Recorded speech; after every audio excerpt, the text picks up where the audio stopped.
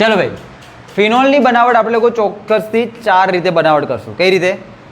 4 બનાવટો કરવાની. ઇઝી પીઝી એકદમ સરળ, એકદમ ફુદિયા જેવી, કોઈ લોડ ટેન્શન જેવી કોઈ વાત હશે. આમાંથી 2 પ્રક્રિયાઓ તો એવી કે જે તમે લોકો ઓલરેડી શીખી ગયા હો.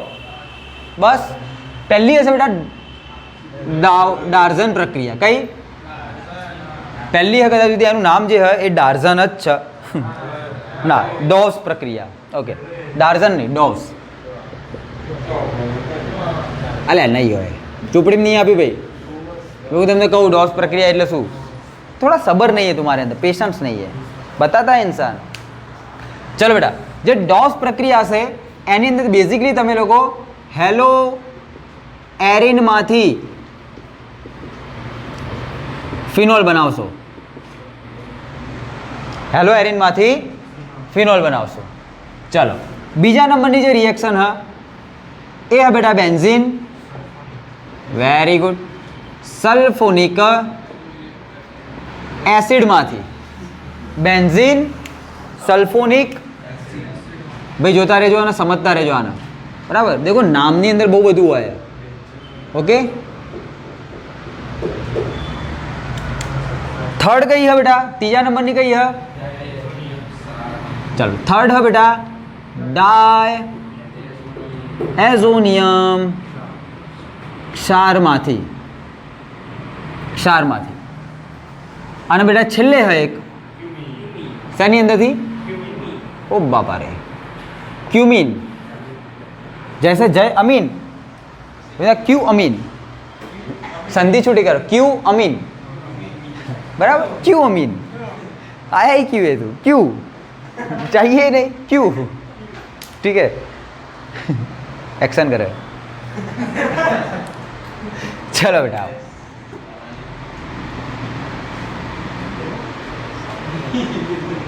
देखो रे, पहली है बेटा तुम्हारी जो डॉस प्रक्रिया. डॉस प्रक्रिया ने बेसिकली તમે લોકો શું કરશો બેટા? હેલો એરિન ની અંદરથી ફિનોલ બનાવશો. બીજા નંબરની બેટા કઈ છે? બેન્ઝીન સલ્ફોનિક એસિડ ની અંદરથી છે. ત્રીજા નંબરની કઈ બેટા? બેન્ઝીન ડાયઝોનિયમ ક્ષારમાંથી છે. અને ચોથા નંબરની કઈ છે? ક્યુમિનમાંથી છે. બોલો ખબર પડશે? ચલો હવે પહેલી પ્રક્રિયા ડોસ પ્રક્રિયા કે જે તમારી બુકમાં નામ નહીં આપેલું તો તમે લોકો લખી શકો ડોસ પ્રક્રિયા. ચલો હવે હેલો એરિનની જો હું વાત કરું તો તમને લોકોને ખબર બેટા હેલો એરિન કોને કહેવાય? પણ પહેલાં હું તમને શીખવાડીશ કે હેલો એરિન કેવી રીતે બનાવાય. સમજો. ફોર એક્ઝામ્પલ તમારી જોડે બેટા હોય બેન્ઝીન. સમજો બેટા, આવો બેન્ઝીન.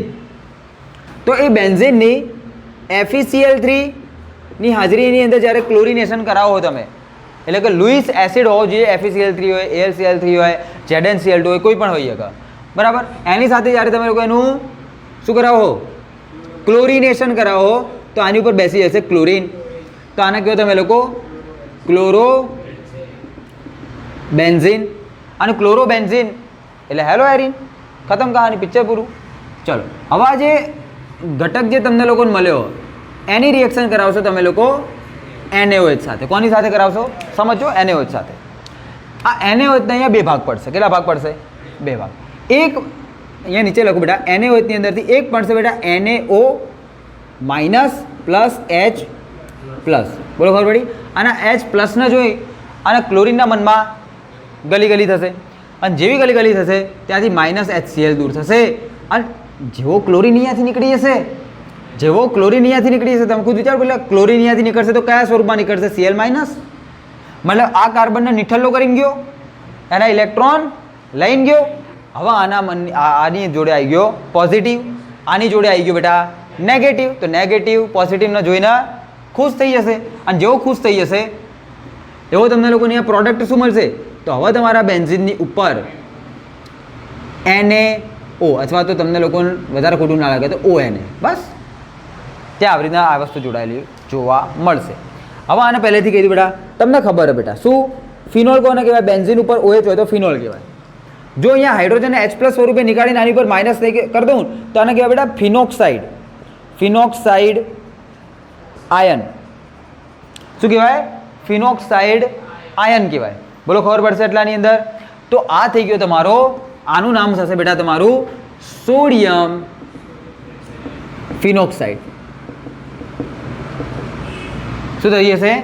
સોડિયમ ફિનોક્સાઇડ થઈ જશે.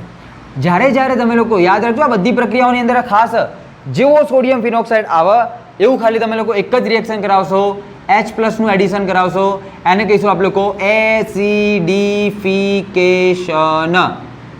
મતલબ શું થાય બેટા? એસિડીકરણ. શું થાય બેટા? એસિડીકરણ. એટલે કે એસિડ ઉમેરવાનો, એસિડ ઉમેરો એટલે H+ જાય, H+ જાય તો સોડિયમ અહીંયાથી છૂટો પડી જાય. ભાઈ ખબર પડશે, H+ જે કોઈ બી હશે, H+, ભાઈ H+ નો મતલબ બેટા HCl. ફોર એક્ઝામ્પલ, તો ક્લોરીન સોડિયમને લઈ જશે અને હાઇડ્રોજન ત્યાં નીકળી જશે, તો હાઇડ્રોજન જે હશે બેઝિકલી અહીંયા સોડિયમને હટાવીને પોતે ત્યાં જોડાઈ જશે, તો અહીંયા તમારી નિપજ બનશે. આયરો તમારો બોન્ઝીન, બોન્ઝીન ઉપર ઓક્સિજન તો હતો, એની ઉપર આવી ગયો એસિડિફિકેશનના કારણે OH. તો આ શું બની ગયો તમારો? ફિનોલ. તો આ સિમ્પલ અને બેઝિક રિએક્શન કે જેને તમે લોકો ઓળખો બેટા ડોસ પ્રક્રિયા દ્વારા અથવા તો હેલોએરિનમાંથી. આ હેલોએરિનમાંથી જે કોઈ બી પ્રક્રિયા થાય એનો બહુ વિશાળ માત્રાની અંદર આપણે લોકો ફિનોલની બનાવટ માટે ઉપયોગ કરીએ છીએ. ચાલો હવે બીજા નંબરની, આ પહેલી થઈ ગઈ. હવે બીજી પ્રક્રિયા જોઈએ. કઈ હવે બેટા? બેન્ઝીન સલ્ફોનિક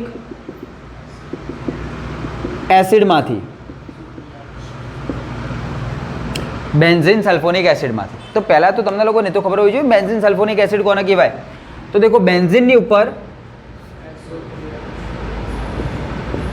SO3H જ્યારે બેઠો હોય તો એને કહેવાય બેન્ઝીન સલ્ફોનિક એસિડ.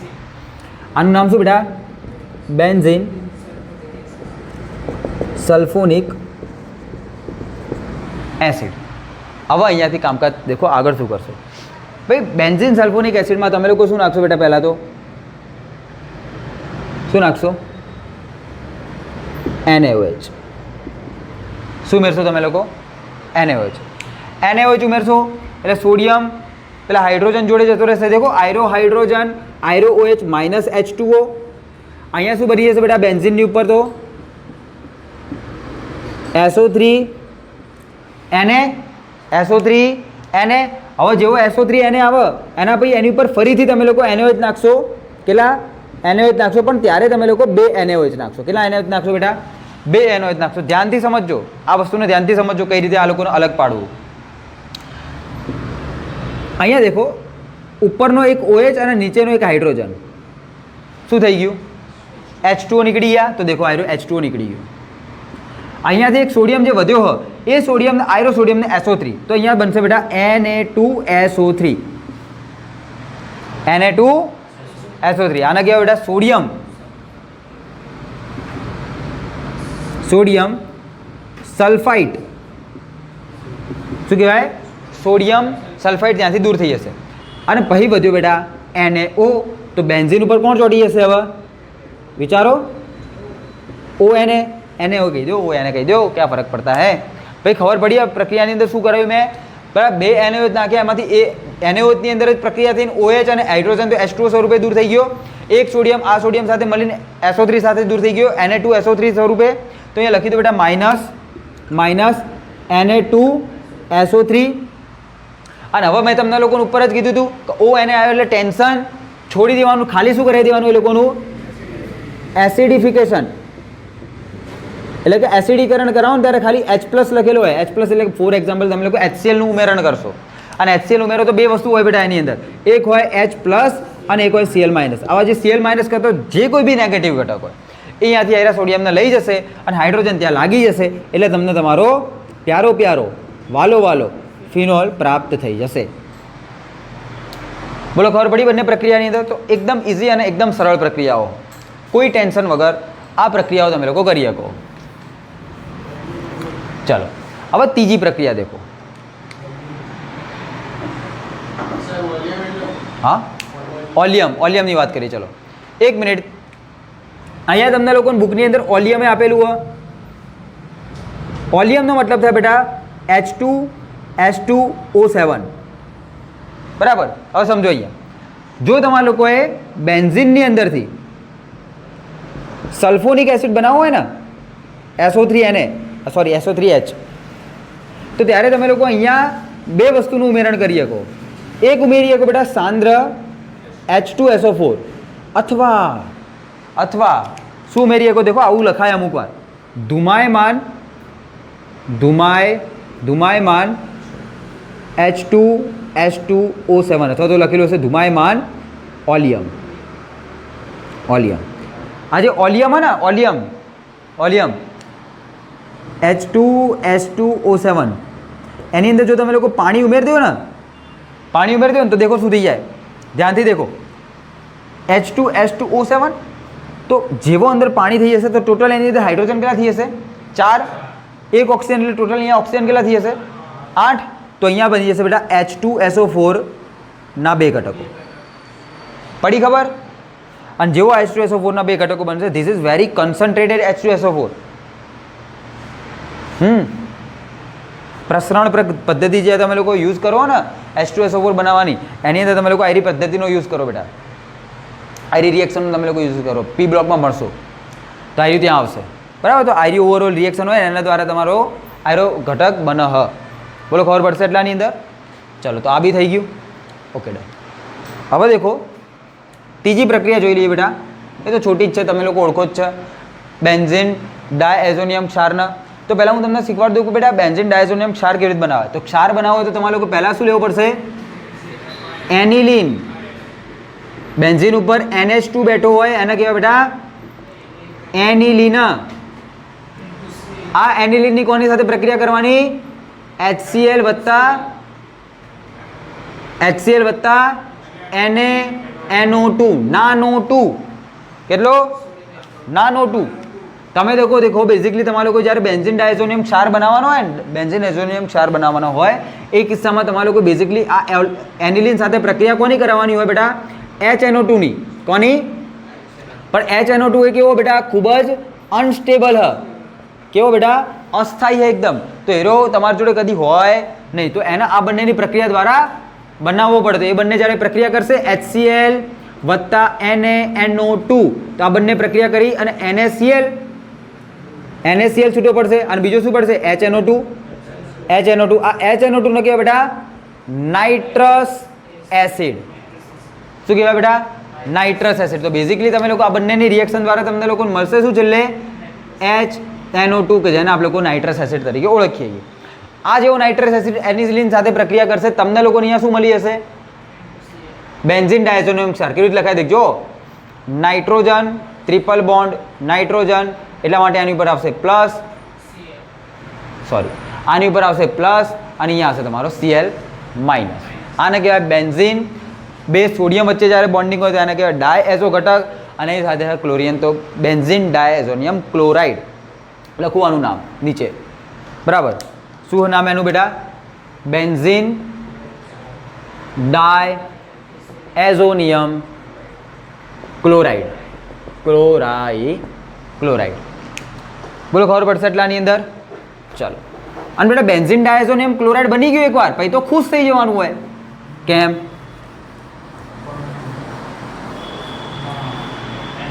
પછી તો શું થઈ જવું પડે બેટા? તમારા લોકોએ હેપી થઈ જવું પડે.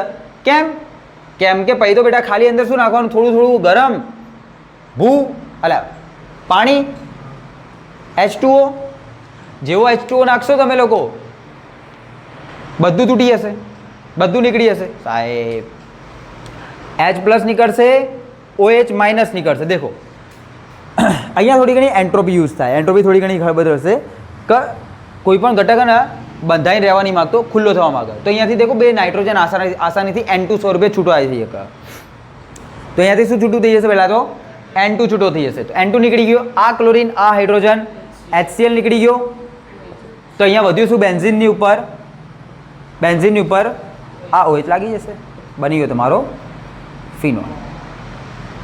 તો અહીંયા તમે લોકો જોઈ લીધું કે બેટા બેન્ઝીન ડાયએઝોનિયમ ક્લોરાઇડની અંદર થતો ક્ષારની અંદરથી તમે લોકો શું બનાવી દીધો? ફિનોલ બનાવી દીધો, બરાબર. આયરી તમારી રિએક્શન. બોલો આવશે આઈડિયા? ખબર પડશે એટલાની અંદર? તો જોવા જઈએ તો ઓવરઓલ રિએક્શન કેવી બેટા? એકદમ ઇઝી રિએક્શન હોય. હવે જોઈ લઈએ ખાલી મોસ્ટ IMP ક્યુમિનની અંદરથી પ્રક્રિયા.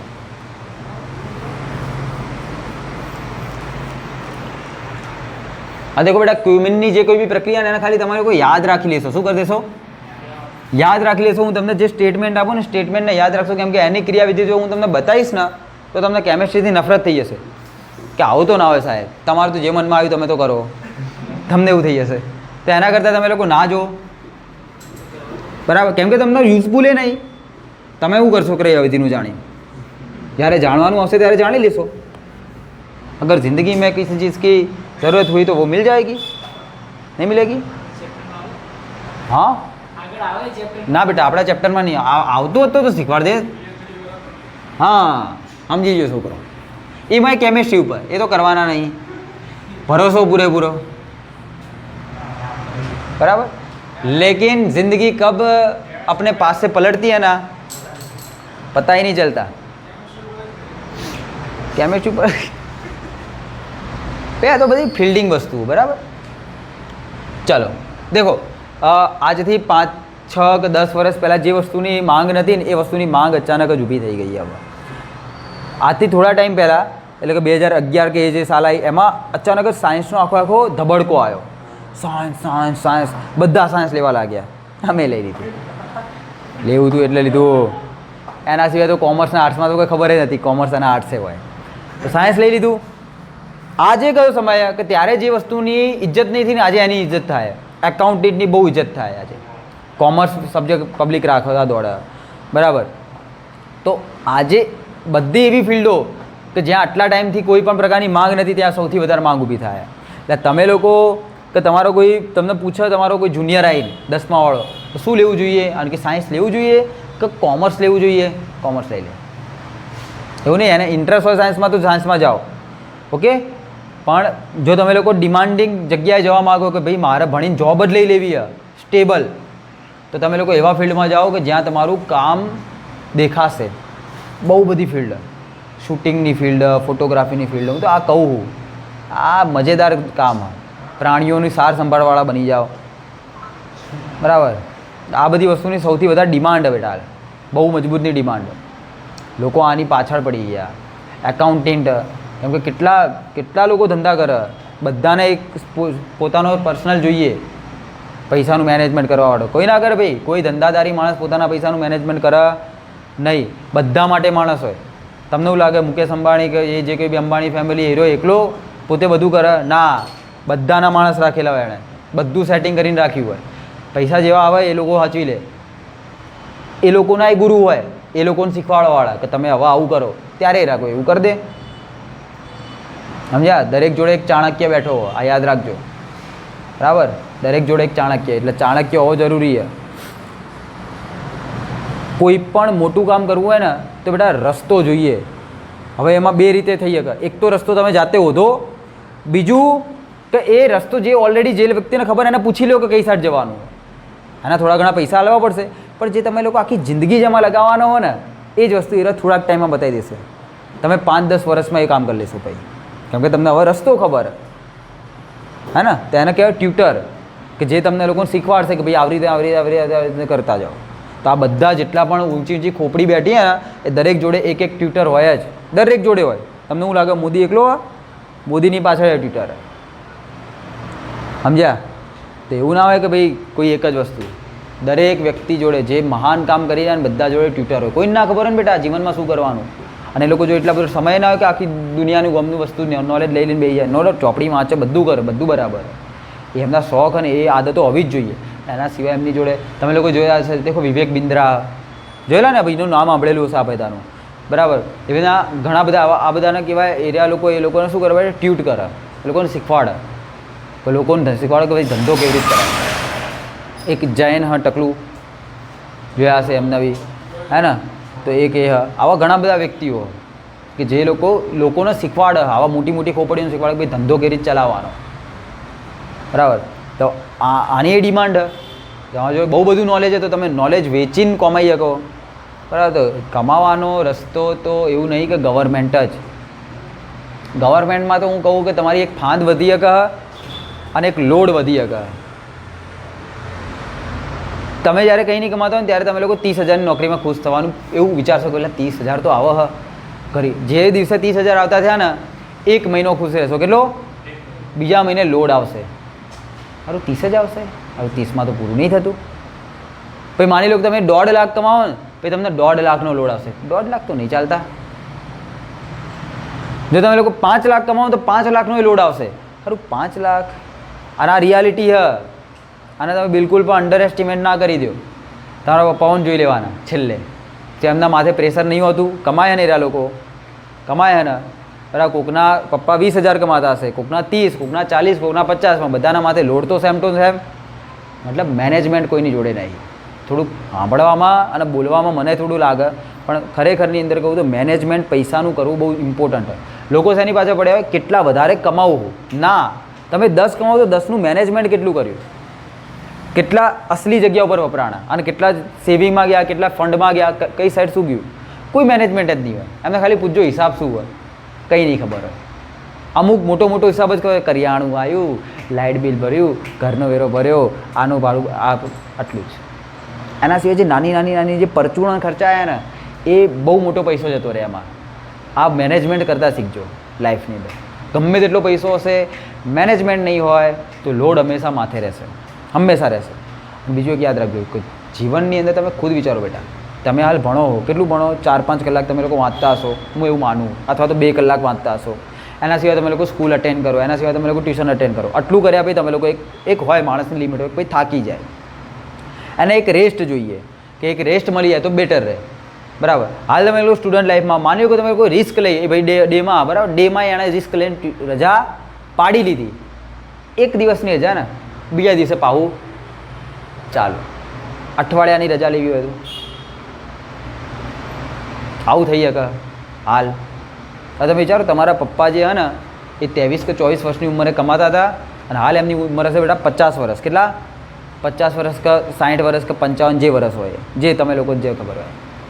પણ એ છેલ્લા 20-30 વર્ષથી સતત કામ કરી રહ્યા, સતત. હવે તમે વિચાર લો કે એમના માથે કેવો લોડ હશે, એમને કેવી જિંદગીથી કેવા કંટાળી ગયા હશે. ખાલી વિચારો. આ બહુ મોટી પ્રોબ્લેમ છે બેટા, દરેક કોમન પીપલની પ્રોબ્લેમ, બરાબર. અને એ એમની પ્રોબ્લેમ જે છે ને એ લોકોએ જાતે જનરેટ કરી છે. કહેવામાં તો થોડી હજી તમને લાગતું છે, પણ જાતે જનરેટ કરી છે, બરાબર. કેમ કે અમુક વસ્તુ હોય કે જેની અંદર તમને લોકોને ફાઇનાન્શિયલી મેનેજમેન્ટ આવડવું જોઈએ, બરાબર. અમુક બુકમાં કેવું લખેલું, એક બુકમાં એક પંડિત હતો, એણે કેવું લખ્યું, તમે દેવું કરીને ઘી ખાઓ, તમે ખાઓ સારું, બીજાના લઈને તમે સારું ખાઓ. એક બુકમાં લખેલું કે બેટા તમે ગમે તેટલું કમાઓ એનો 20% પૈસો, કેટલો? 20% રૂપિયો તમારો સેવિંગ હોવો જોઈએ. તમારી જોડે માની લો 1 કરોડનું દેવું હોય, 1 કરોડનું દેવું હોય, તમે મહિને 50,000 કમાવો અથવા તો 1 લાખ કમાવો. કેટલા?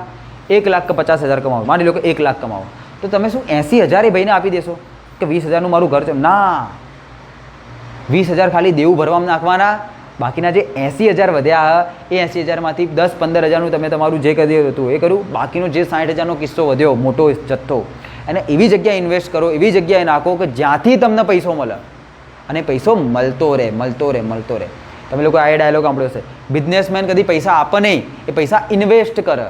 આવું સાંભળ્યું હશે, બિઝનેસમેન હંમેશા પૈસા ઇન્વેસ્ટ કરે. કોઈ પણ નવી કંપની ચાલુ થતી એમાં પૈસા નાખી દે, એને સપોર્ટ કરે. કેમ? કેમ કે કંપની ગ્રો કરશે, એનો પૈસો ગ્રો કરશે. પડે ખબર? આ બધી વસ્તુ બહુ ઇમ્પોર્ટન્ટ વસ્તુઓ બેટા. આ હવે ફાઇનાન્શિયલી મેનેજમેન્ટ કરતાં આવડવું જ જોઈએ.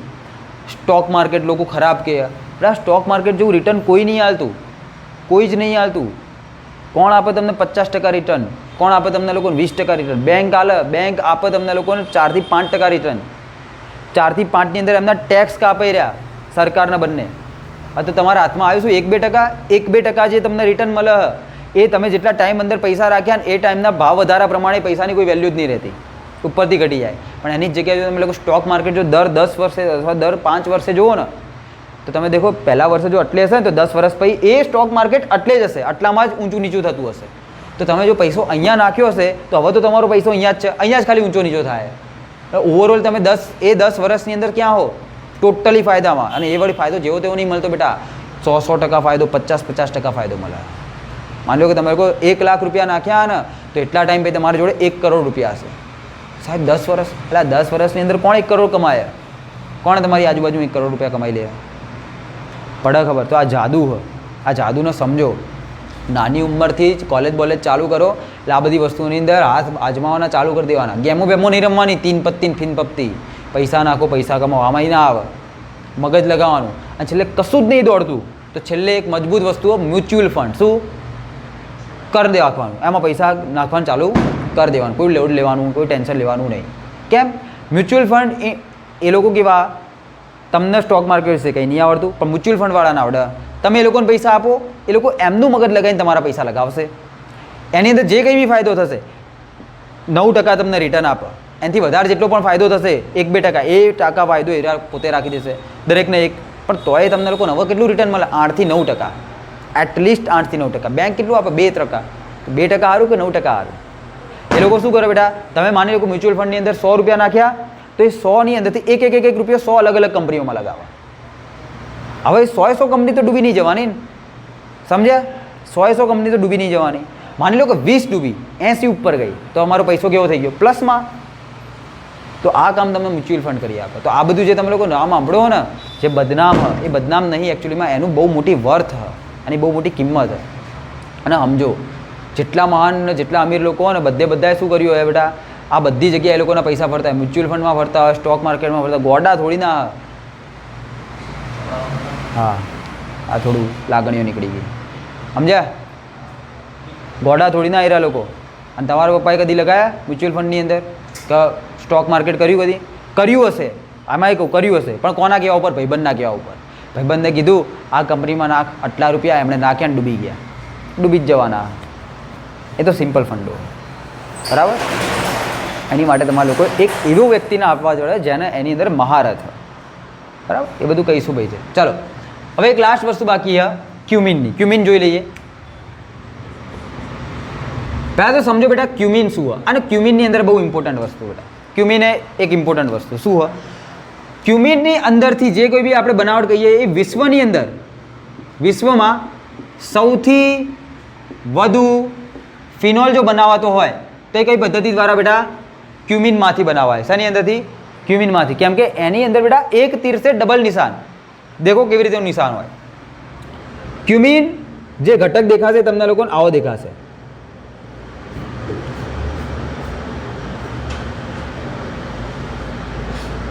બેન્ઝીન આઇસોપ્રોપાઇલ કહીશું આને. શું કહીશું બેટા? આવો હોય ક્યુમિન તમારો, આવો હોય ક્યુમિન. આ બેન્ઝીન હ, આ કાર્બન, એની ઉપર હાઇડ્રોજન, CH3, આરા CH3. આને શું કહેશો તમે લોકો? આ ઘટક નથી શું કહેશો? ક્યુમિન. અથવા તો દેખો આના ઉપર આઇસોપ્રોપાઇલ દેખાય, તો આને શું કહીશ બેટા? હું બીજું બેન્ઝીન આઇસો પ્રોપાઇલ. હવે દેખો ધ્યાનથી દેખજો, નાની નાની વસ્તુઓ કરવાની છે. બેન્ઝીન આઇસોપ્રોપાઇલના જેવી તમે લોકો પ્રક્રિયા કરવા લ્યો તો પહેલાં એમાં નાખો O2. એક શું નાખશો? O2. બીજું શું નાખશો બેટા? HNu. HNu એટલે સૂર્યપ્રકાશની હાજરી અથવા તો કિરણોની હાજરી. કિરણોની હાજરીના કારણે દેખો કિરણો આવ્યા, મુક્ત મૂલક થશે, મુક્ત મૂલક બનશે, બધા નખરા થાય, પણ એ બધું આપણે જોવાનું નહીં. ખાલી એટલું યાદ રાખો. શું થશે બેટા ખબર? આ જે ઓક્સિજન હોય ને, એ ઓક્સિજન એકચ્યુઅલીમાં આવો હોય, ઓક્સિજન આવો હોય, એ પહેલાં પોડશે પોતાના બંધ. એટલે હવે આવો થઈ ગયો, બંધ તૂટી ગયા, બંને ઓક્સિજન જોડે એક જગ્યા ખાલી. આ બંને ઓક્સિજન આ કાર્બન હાઇડ્રોજનની વચ્ચે ઘૂસી જશે. પડી ખબર? ચલો, શું બનશે બેટા? ચેક કરો. આ તમારો બોન્ઝીન, આ તમારો બોન્ઝીન, બોન્ઝીનની ઉપર આ કાર્બન, અહીંયા CH3, અહીંયા CH3. હવે આયરો કાર્બનની જોડે ઓક્સિજન, એની જોડે આ બીજો ઓક્સિજન, બીજા ઓક્સિજનની જોડે હાઇડ્રોજન. બીજું આ બંનેની વચ્ચે ઘુસાડજો. ઘૂસી ગયા. રેડી? પડશે? ચલો બસ, હવે આટલું બની ગયું હ. તો હવે શું થશે ખબર? હવે આ જે ઘટક હ બોન્ઝીન તમારો અથવા તો ફિનાઇલ સમૂહ, એરો શિફ્ટ કરી દેશે આયરા ઓક્સિજન ઉપર. પેલા કાર્બનથી કૂદીને ક્યાં આવી જશે બેટા? આયરા ઓક્સિજન ઉપર આવી જશે. બરાબર? કાર્બન કૂદીને ક્યાં આવી જશે બેટા? આયરા ઓક્સિજન ઉપર આવી જશે. ચલો, હવે કેવી રીતે આવે? તો એની અંદર તમે લોકો એક તો નાખશો એસિડ નાખશો, અને બીજું શું નાખશો બેટા? H2O નાખશો. શું નાખશો બેટા? H2O નાખશો. બસ આ બે ઘટક નાખશો, તેની અંદર તમને લોકોને શું જોવા મળશે? આયરો બેન્ઝીનનો જે ફિનાઇલ હતો એરો કૂદીને ક્યાં આવી જશે? આયરા ઓક્સિજન ઉપર. તો ચલો, તમારી નિપજ શું બને દેખાય?